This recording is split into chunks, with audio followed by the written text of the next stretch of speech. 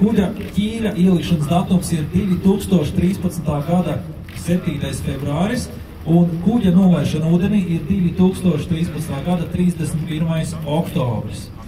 Kuģa garums ir 19,7 metri, platums 5,1 metrs, ir aprīkots ar 2 Volvo Penta dīzeļdzinējiem ar kopējo jaudu 1296 zirgspēki, un oficiālais kuģa ātrums ir 25 mēzgli, kā jau pirms tam dzirdējāt, iet viņš arī ātrāk nekā oficiāli norādīts.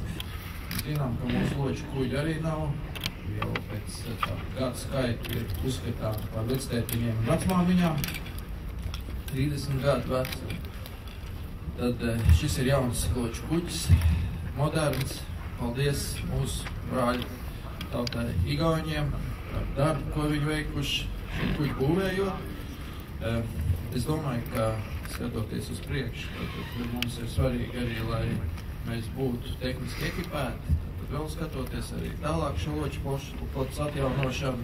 Bet šodien ir svētki, es apsveicu visus, ka mūsu mīļajā Rīgas ostā ir atkal jauns kuģis. Un tas ir loču kuģis, kurai dots vārds, ir arī krustmāte, ir šodien mūsu kapteinis.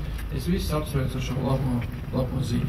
Ir patiesi prieks redzēt, kad Rīgas osta atjauno savu floti, un jūras administrācijai tas prieks ir ne tikai tāpēc, kad notiek turpmāk ločiem būs gan drošāk, gan ātrāk nokļūt uz kuģi un atpakaļ.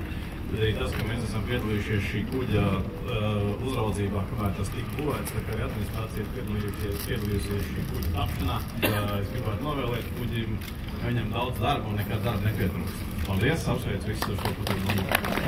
Rīgas brīvosta. Krustmātes apliecība numur 4.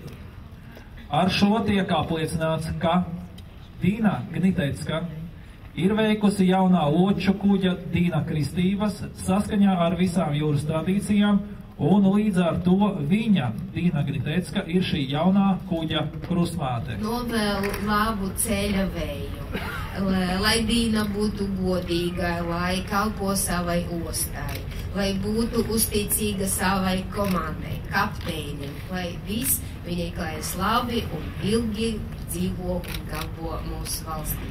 Arī izsaka, ka es